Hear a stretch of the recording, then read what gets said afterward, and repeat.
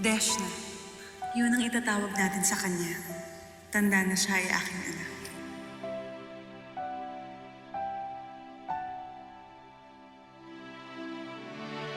Tuwaran mo kung nagkita tayong muli na. Salamat at binigyan ako ng pagkakataon na mayakap kayo muli.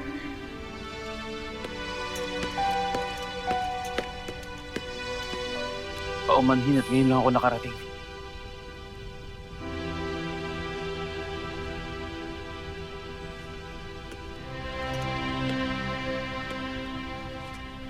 Totoo nga.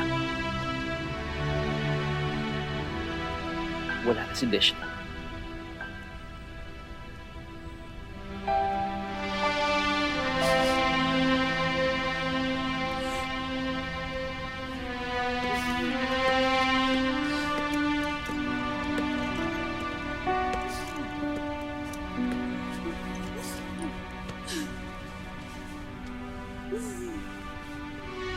Hindi kita iiwan.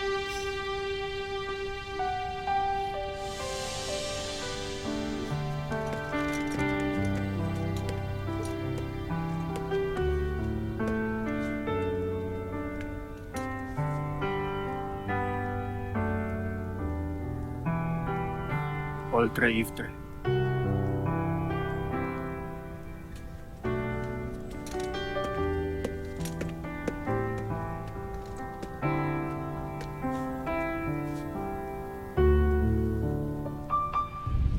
Walang higit na masakit para sa isang ina, kundi ang makita ang kanyang isinilang na anak na wala ng buhay.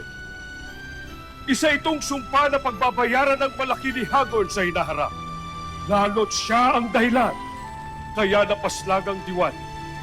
Deshna, ibinibigay ko sa iyo ang aking basbas.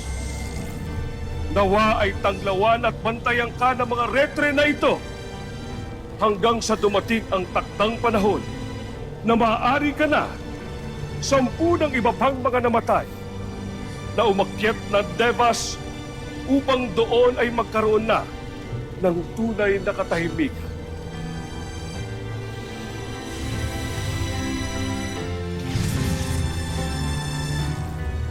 Samantala, inibigyan kita ng pananggalang, gaya ng pananggalang aking hinandog kay Wahid at kay Gilas. Habang iniintay natin ang pag-akit ni Ifte sa Devas.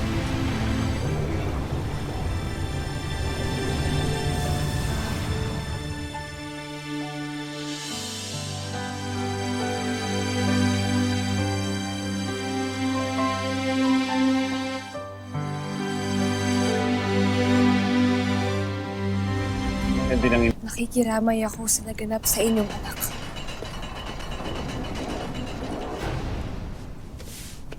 Si Deshna ay isang malaking kawalan sa atin.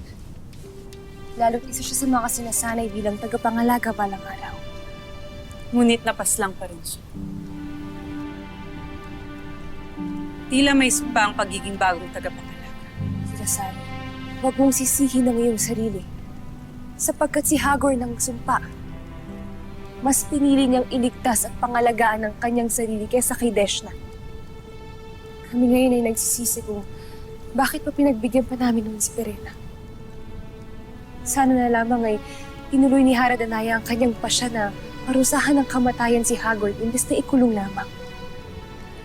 Huwag niyong sisihin ang inyong mga sarili. Lahat tayo may kasalanan kung bakit nabubuhay pa rin si Hagorn at nakakagawa ng kasamaan. Ngunit hindi na magtatagal pa. Dahil balang araw, pagbabayaran niya rin lahat ng mga kasalanan niya. Ngunit aaminin ko, kinakabahan ako para kay Perena. Naging isang ina rin ako. At ang isang ina ay gagawin ng lahat-lahat para sa kanyang anak. Kahit na ang ibig sabihin nito ay magtaksil laban sa atin.